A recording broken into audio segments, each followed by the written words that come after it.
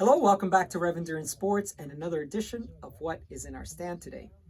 Today we're going to help one of my customers who's thankfully is behind the camera today. Thank you for your help, sir.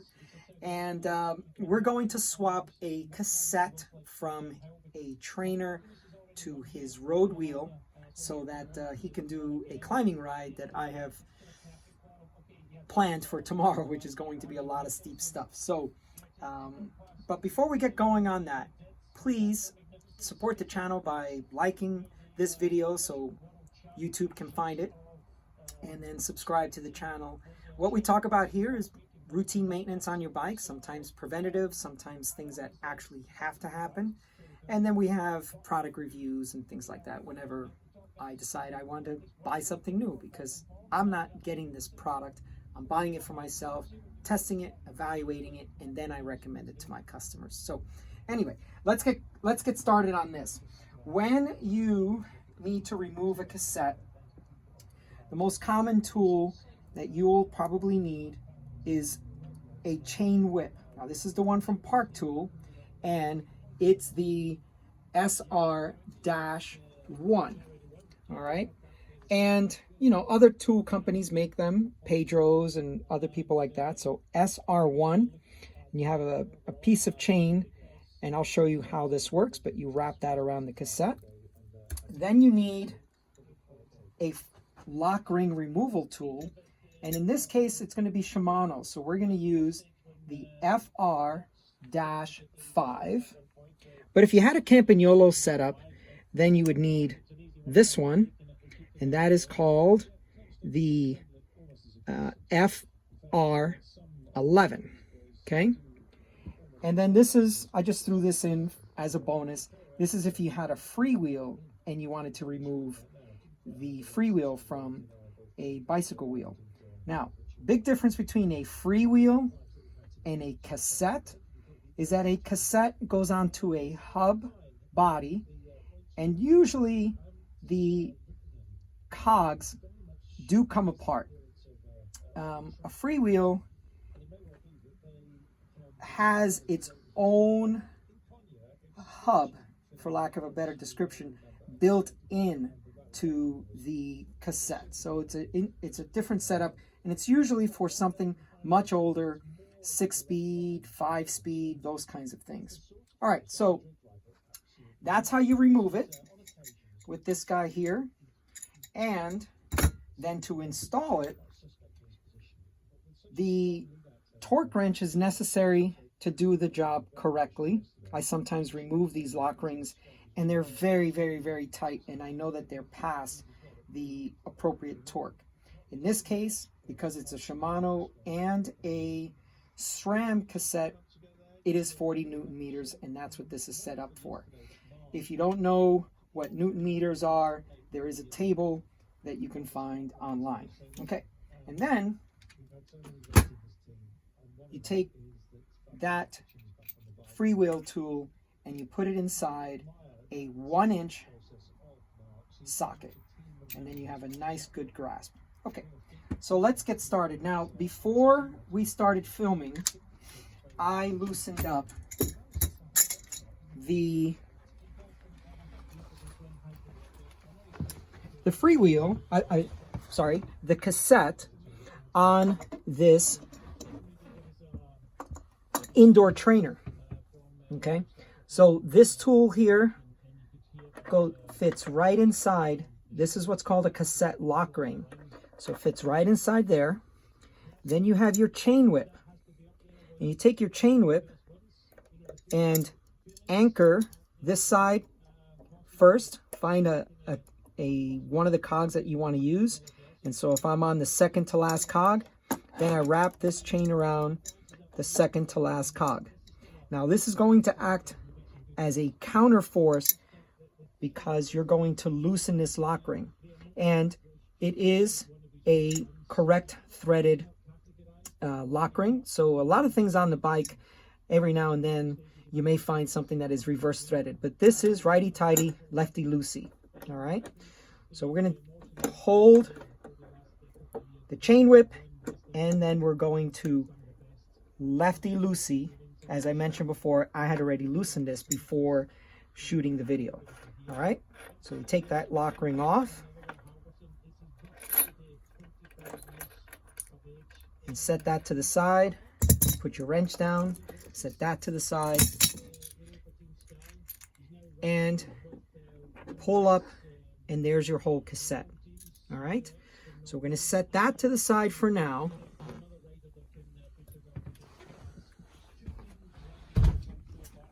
Because what we want to do is put it onto this wheel. All right, this cassette we're going to remove. Pull back on the rear derailleur, that gets the wheel out. So you want to remove this quick release skewer.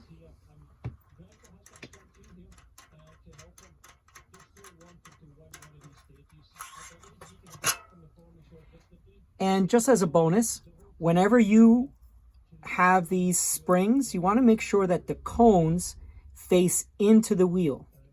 So these springs have a conical shape, so you want the small portion of the cone to face in to the wheel. And you can see that one's already placed properly. And we just do this even though we're going to take this apart, but we just want to keep all our parts together. And again, I have loosened this before shooting this video. So, but I'll demonstrate one more time. Anchor this on one of your cogs. Wrap this around. And then with your wrench. Now, if you had another chain whip, you could also use this other end of your chain whip.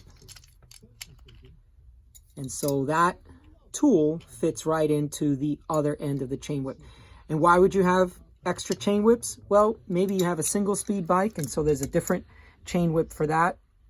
And you may just have an extra one. All right, so now we remove this. And we want to keep all this together.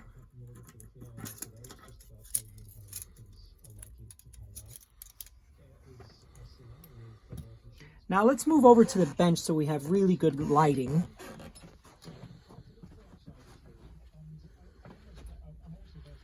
And what I want to show you is that for a cassette installation, you really can't mess it up, right? And this is what I mean. On the cassette free hub body, you're going to see one of these that is thinner than all the others. So if I spin this all the way around, you'll see that all of the other ones are the same size until you get to that one right there. And then on your cassette, you'll just match that, and that's what I call the key to mounting this. All right, so put that guy in there, and you'll see it drops in. Now the next few are all broken up individually, and there's also a spacer. So you want to make sure when you're installing the cassette that you put each one with a spacer in between. So now I want to show you something else. Notice how this has that small key to guide you in, but let's just say you didn't have it in the right orientation. Believe it or not, even though you've lined up the small key, it will not drop in. So flip it over. You want the nice cutout facing you, or the actual imprint of the cog size, and then just drop it into place. So one spacer, one cog, one spacer, one cog, all the way.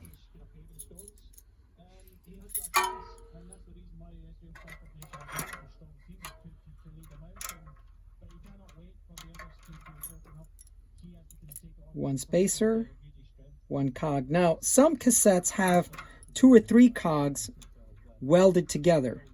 You may have the top 3 molded together, and then welded together, and then you may have 2 or 3 more that are also welded together.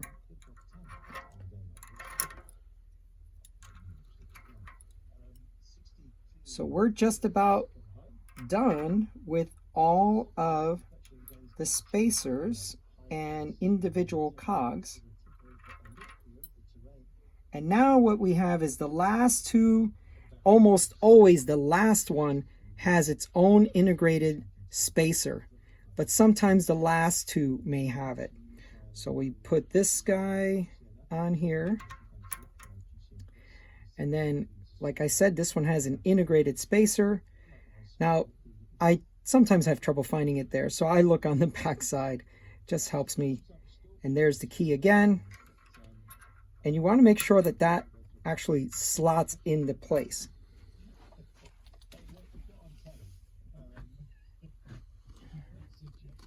Then you need your lock ring. Now, with anything that you do, good maintenance practices is always put things in finger tight with your hands first. Make sure that that is threaded properly. And what you're going to hear is a little notching as you start getting into a point where it's starting to tighten up. See if you can hear it. Right? Now you grab your torque wrench. And it's really important to find a nice sturdy place to use your hips, push up on the wheel. Maybe it's the wall, maybe it's your workbench, because you're going to have to get 40 Newton meters. And it's nice that you have a nice lever arm, but it is going to take a little bit of effort, and you don't want the wheel to fall apart on you or fall away from you. Okay, now listen to the notching. And that's just each bit, just locking that lock ring in even more. But we're going to torque it. There it is.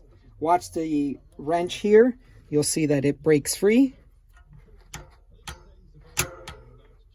I'm trying to just do 40. All right, so when that's done, that's done. You remove that.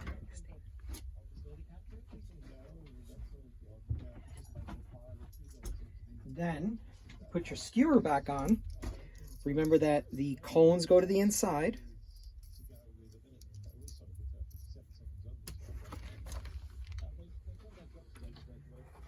Now this side always goes on the non-drive side, and this side always goes to the drive side, because you have your rear derailleur, you have your rear derailleur cable coming out, so you want to be able to clear all of that. And now we just put it back on the frame. And in case I didn't mention this, whenever you're removing your rear wheel, small chainring up front, smallest cog in the back is the easiest way to remove a wheel if you have a flat tire, if you're doing any other type of maintenance. So you should be able to mount your wheel without actually touching the chain. So what we're going to do is put that wheel there, okay? So if you didn't want to touch the chain, you could just get it there. And you want to put the top portion of this chain on top of the smallest cog. And then just push back just a little bit. And even if you don't get it perfectly on that cog, that's okay, because once you start shifting through the gears, it'll center itself. But as you can see, there it is. Now we just tighten down our skewer. And some people get really fastidious about the location of their skewer quick release handle. In my opinion, that's not as important as ensuring that it is completely locked into place. So what you find sometimes is if someone puts the skewer along the side of one of their either chainstay or seat stay, it's not actually closed all the way. So you'll notice the difference now, how much further that lever goes all the way past the chain stay and seat stay. Okay, so that's how you remove a cassette. That is how you install a cassette. This was an 11-speed Shimano, but SRAM is exactly the same.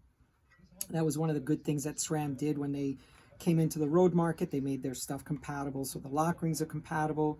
Cassettes and chains are compatible from SRAM to Shimano. So if you have a SRAM setup, same thing, same tools. That's how you remove a cassette. That's how you install a cassette. Please torque that cassette on. What I've seen in the past is I've seen these lock rings become unwound, get jammed up inside the frame, and the rider has come to grief because that wheel has locked up. So if you don't have a torque wrench, you can purchase one, take it to your local bike shop as well, support your local bike shops. But yeah, so the torque value is very important.